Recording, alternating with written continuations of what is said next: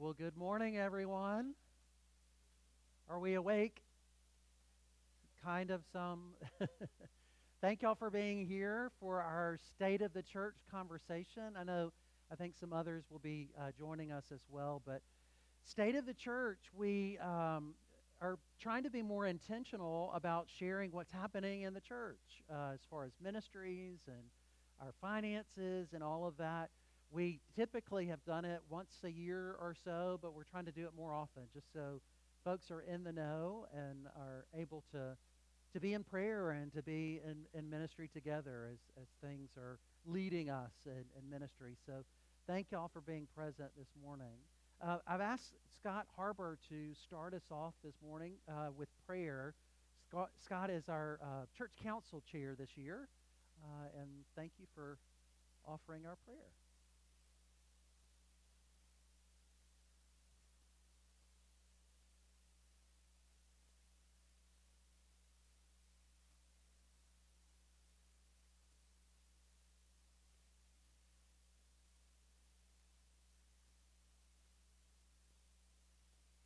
Service.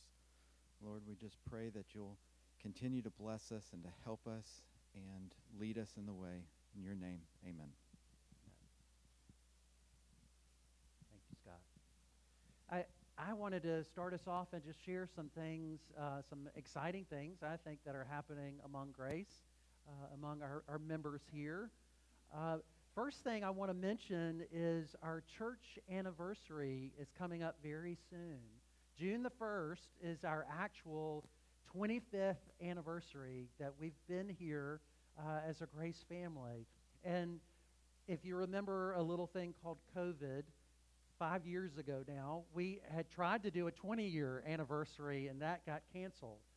But 25 years we want to celebrate and give thanks. And we're actually going to do this in September. I wanted to mention that Sunday, September the 7th, is going to be homecoming Sunday in a sense. We're going to have one service that day where we can be all together as a congregation and celebrate our history, the past, from where it is that we've come as a congregation, but also where it is that we're going. Exciting times in the life of Grace. We're going to gather also for a meal that day. There are other things that are going to be happening. And I want to go ahead and mention this because throughout summer, you're going to hear little things coming up about our anniversary celebration. So just be in prayer for this as we give thanks for Grace and the ways that this congregation, all of you, have served in powerful ways within this community for the past 25 years. So we want to honor that and give thanks for that. We have a team that has formed to help in the planning of this and thinking about things we want to do, special things for our church along the way. We have met once, and our next meeting is this Thursday at 6:30 here at the church. So some of you are a part of that team, came because you wanted to be a part. If you weren't at that first meeting but still want to be a part, please come. We could really use your help as we plan and think through this special time. In regards to this, too, I want to mention, and this is new for a lot of you as leaders that I wanted to share, but I am putting together a dream team. If you think about it, COVID is behind us. Disaffiliations are behind us. The people who are here want to be here, right? So what does the next 25 years look like for us as a congregation? So I'd like to gather some folks. If you're interested, please let me know, to be a part of this dream team, dreaming together of where do we want our church to go? What do we want our church to look like in the next 25 years? So if you might be interested in being a part of this, I want to open it to anybody who might be interested in dreaming and thinking about the future for our congregation. There'll be more information that comes out soon about this, but this team forming soon. I want to mention about annual conference that's coming up at the end of this month, May the 29th through the 31st.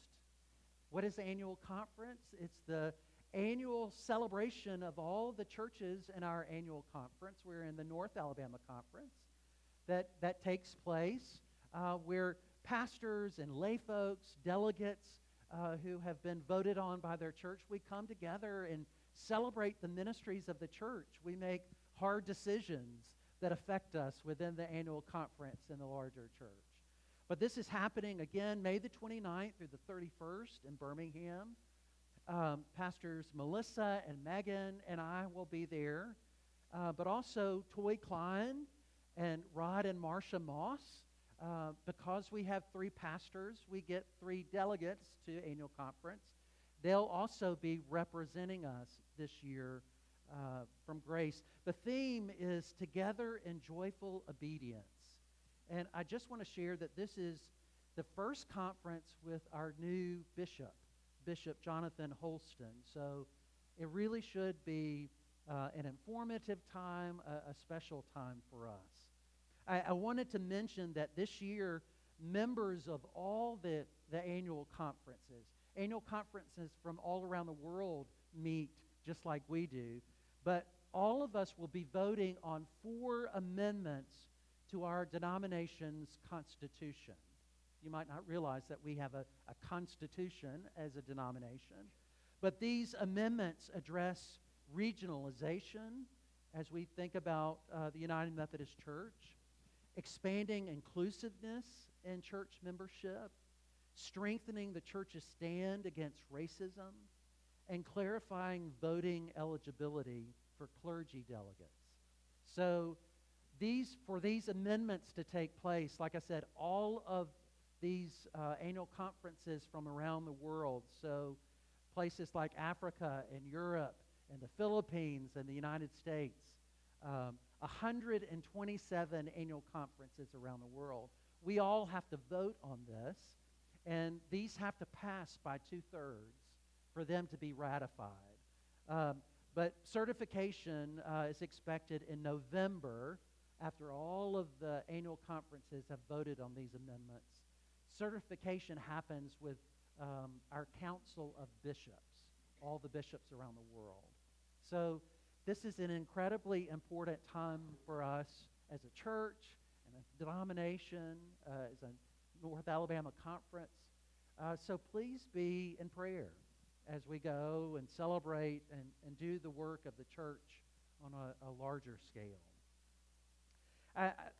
Thinking about the larger church, I want to mention Pastor Megan as well.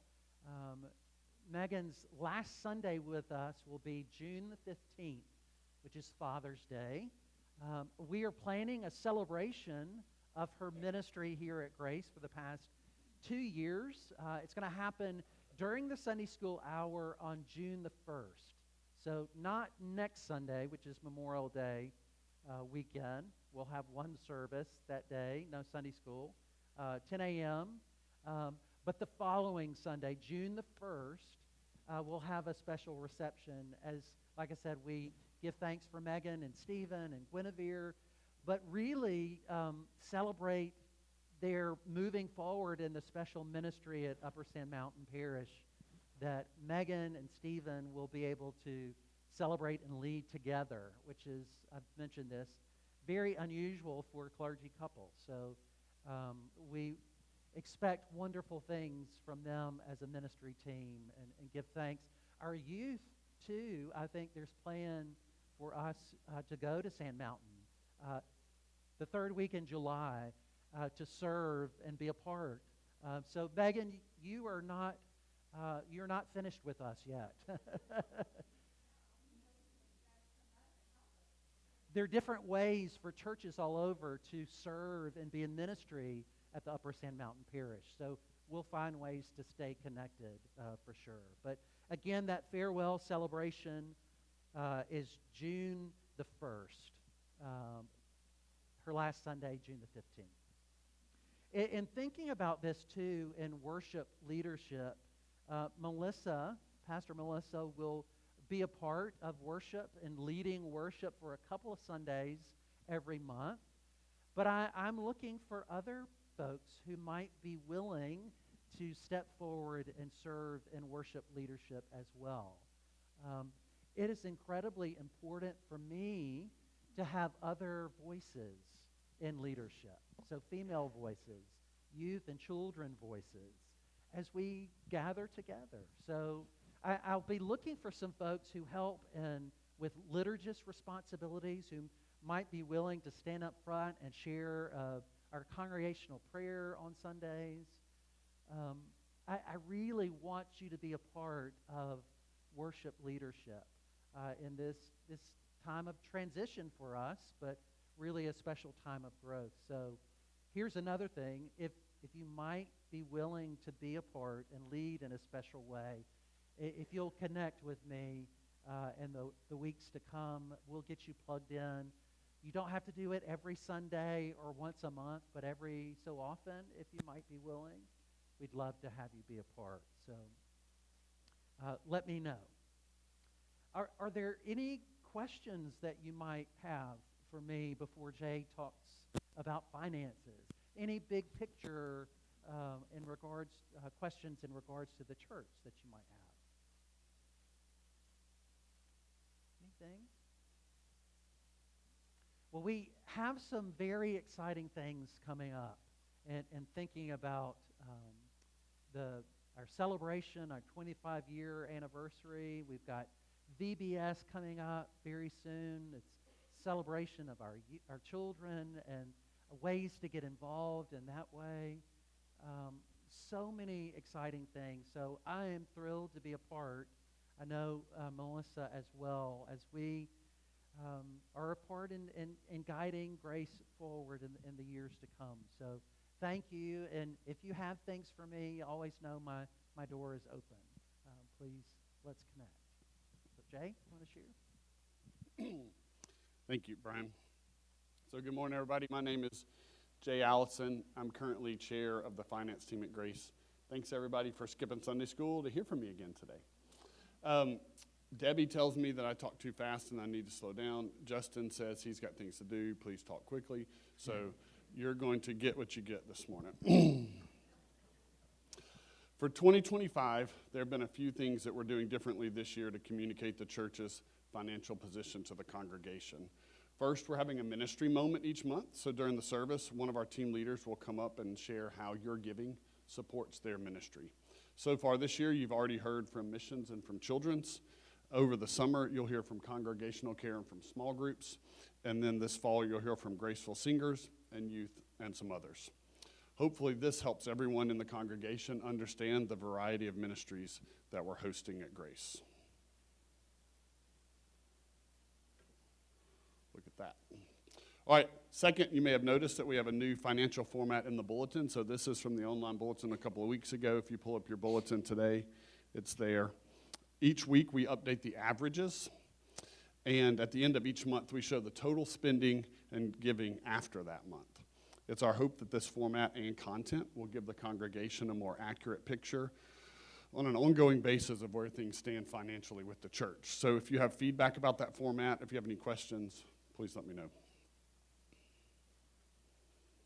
The third thing we're doing differently this year is we're posting the mortgage balance in the bulletin. And I don't want this big number up on the screen to scare you, but it is a big number. It's the smallest it's ever been since we built the gym, but it's a big number. And it's how we have this facility that supports all of our ministries, but it's also something that we deal with each month. You've probably heard me say that 40% of our budget is staff and 40% of our budget is facility. Well, about half of our facility cost is the utilities and the maintenance, but about half of that facility cost is this mortgage. The fourth thing that we're doing differently this year is why you're here today. Brian already mentioned, we're holding the state of the church in May to try to share financial information earlier in the year to give us more time this year to adjust. So I'm going to share with you this morning what the plan was for the year, how we're doing against that plan. Hopefully this is helpful and informative and not too boring. It is important for the operation of the church. So you've heard me talk about this before. Brian mentioned it as well. the last 5 years have been quite challenging. Not only did we have a pandemic that affected our entire society, but equally disruptive within the United Methodist Church was the discussion around discernment and disaffiliation amid the decisions from General Conference. So as a result, 3 times in the past 5 years, we've needed around $50,000 from savings to fund our ministries that year. So 3 times $50,000, $150,000 from savings in the last 5 years. Hopefully, those challenges are behind us now. We're fortunate as a church that we had the money in savings to weather those lean times, but we cannot afford that type of deficit spending indefinitely. So as we wrap up the first 25 years at Grace and plan for the next 25 years, the finance team decided that this is the year we needed a balanced budget. So for 2025, we needed to adjust our spending to match our expected giving, and that required some difficult decisions. Based on giving trends over the last several years and on the 83 pledges we received last year, we predicted that giving this year would be somewhere between $625,000 and $675,000. So we set the budget right around $650,000. To get spending down to that level, we've had to make some tough choices. We had to give up our associate pastor. We've reduced our commitment to the conference, and we've made big cuts to our ministry team budgets. With the support of the church council, this is the compromise that we came up to get the budget balanced for 1 year. So the plan for this year, planning for $650,000 spending, looking for giving to match. Let's see how we're doing. First, for spending, after 4 months, we're 1/3 of the way through the year. Oh, I'm missing a slide. That's okay. It was just a boring pie chart. First, for spending, after 4 months, we are only 1/3 of the way through the year, and we are 1/3 of the way through the budget. So in other words, our spending is right on track with the plan for the year. I want to recognize the effort that is taken to pull our spending back to this level. Every team and every staff member is doing their part, so thank you to all of our teams and all of our leaders for keeping our spending under control so far this year. One item I want to mention in particular, we have been able to reduce our electric bill around $4,000 over the last year by adjusting thermostats and replacing some lights. So I want to thank the trustees for taking the initiative to work with our utility provider to make that happen. If you're uncomfortable sometimes, thank you for grinning and bearing. I know other teams are doing similar things as well, so thank you for that. Onto this chart, and hopefully you can at least see that the blue is bigger than the green most of the time. So the blue is spending and the green is giving. So if spending is going according to plan, how is giving coming? The average giving each month is $51,500, which sounds pretty good, but it is $2,000 less than our average spending each month. So that's one big topic I wanted to bring up this morning. If we want to avoid dipping into our reserves this year, we need to close that gap. Even though we planned for a balanced budget this year, we are not quite there on the giving side.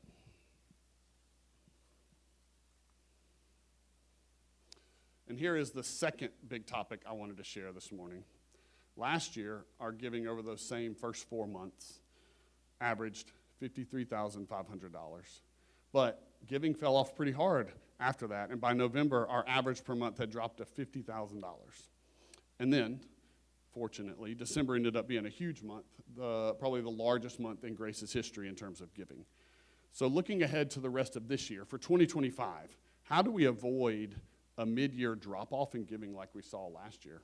And how do we avoid depending on historic December saving the year?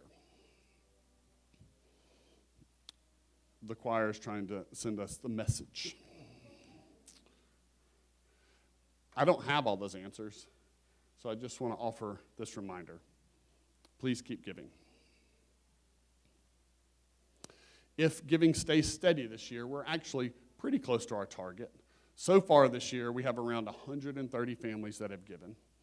If every one of those families gave 25 more per month, giving would be ahead of spending. Or a different way to think about closing the gap, if we had around 5 more families giving the average, then we would be in the black. We are very close to our goal. So one challenge I have for you this morning, how can you help recruit one of those 5 new families to Grace? How can you greet our visitors and encourage them to return, showing them what a loving family Grace is? Is there a ministry team that you can join to help grow our church within our community?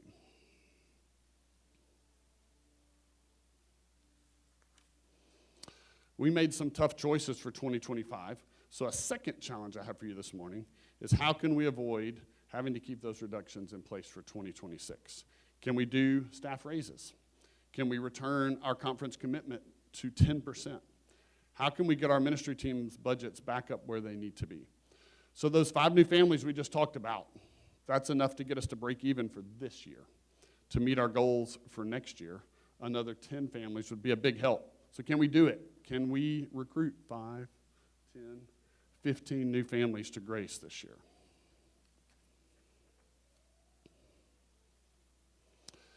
If your buddies from church are not here this morning, please share this message with them. Please discuss this with your small groups, your Sunday school class, and your circle of friends. Brian talked about our 25th anniversary. Next Sunday is June 1st, and that's our actual 25th anniversary. So as we look ahead to the next 25 years, let's lay the foundation for another quarter century of sharing God's love with our community. I was not part of the fellowship of faith that chose to build Grace here for this generation, but I want to be part of the family of God that hands off a strong, vibrant church to the next generation. We are no longer the new United Methodist Church in Monrovia. We are now probably the largest United Methodist Church in the western half of Madison County. For families new to the area, we are the only church in the western half of Madison County that advertises themselves, number 1, as a United Methodist Church, and number 2, as having both a contemporary and a traditional service. So the opportunity is there. Huntsville is now officially the largest city in the state. The area around us is still growing. With the pandemic and the schism behind us, we have a chance to grow along with our community. Let's go and find our people and bring them here. Thank you.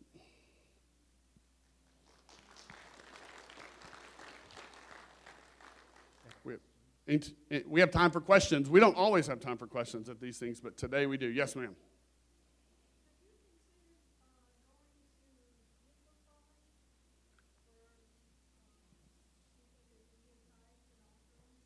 So we use Tithely right now. Have you seen that?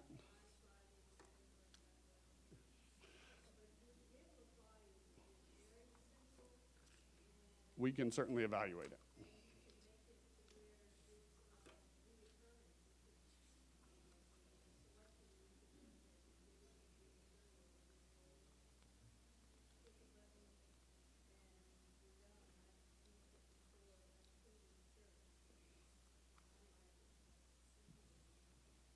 Okay, we can certainly look it over.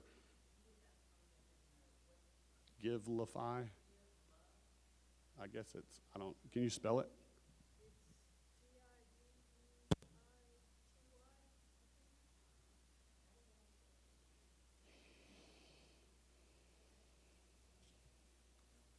All right, while she's looking that up, any other questions I can answer for folks?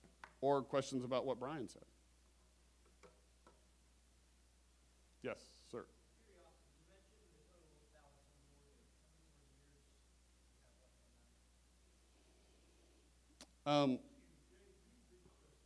Yes, sorry. The question was how many more years are left on the mortgage? And the answer is, I'm not trying to dodge your question, but commercial loans are different than consumer loans. And so the commercial loans are only for a certain period of time. You don't necessarily plan to pay it off in that time. They just want to renew, they want to change the interest rate more frequently than what you get on a consumer loan. So our mortgage is up for renewal next year, and we'll see what interest rate we get next year, and that will be a factor in how much longer we have to pay it off. Not to get too deep into commercial loans, but we can choose to have a variable interest rate or a fixed interest rate, and that affects our monthly payment. Typically, you have to pay a little bit more to get a fixed interest rate, but you have a predictable payment. We got to go through all that next year. Yes, ma'am.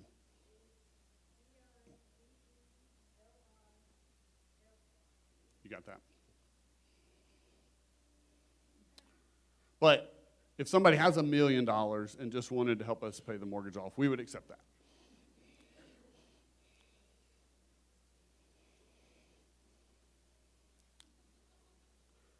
Is that you offering, Amber?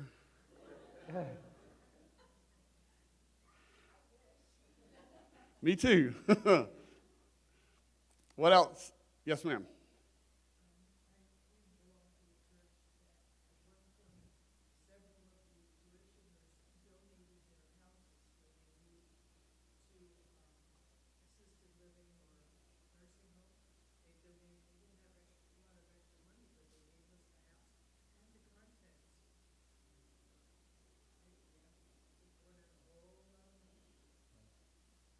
I need my house for a few more years, but if anybody has a spare house they want to donate to the church, we will accept that as well.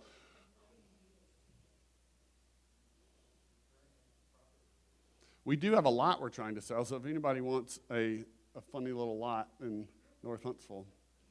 Yes.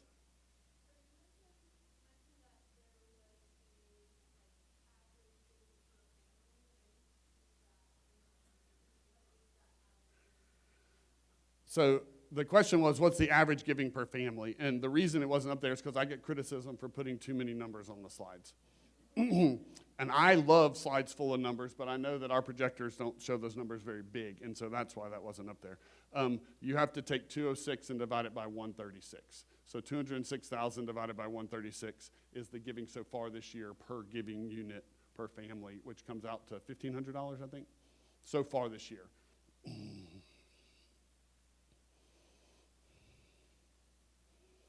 What else? Yes, sir. It's not a question, but your slide that had the month by month and how much it dropped last year Okay. points out that we're no different than most other churches, I think, where they drop off in the summer, and should make us focus on, for all the travels, vacations and stuff, we still need to get our pledges in, and what we do monthly, regardless of if we're here or not. That's pretty stark, but not unusual, but to make us think that just because we're not here doesn't mean the church doesn't need the money. Yeah, and so for this side, I'll repeat what he said. He said that if giving drops off in the summer because we're not here, how can we as faithful givers continue giving despite potentially our absence because of the summer months? And so one of the ways you can do that is you can have your bank mail a check. We have a new fancy mailbox that keeps the checks from getting stolen, so that we believe is a safe way to do it. You can also use Tidely. But also, I want to point out that typically we do see that in June, July, and August. And last year it continued through September and October. And that was what was disconcerting about last year. It was not just a summer drop-off. If you want to get into the numbers, Q3, which is July, August, September, is always our lowest month and has been historically. Part of that's because of summer, but what we don't need is for it to be so low that then it becomes hard to catch up for that year. What else? Yes. I'm going to plug in that I'm here to register people for VBS if they want to volunteer. Thank you. You're welcome. Okay. I'll hang around for a few minutes afterwards if anybody wants to come up and ask a question you didn't want to ask in front of the whole congregation. Thanks for your time this morning. Thanks for showing up. Thanks for being faithful to our church.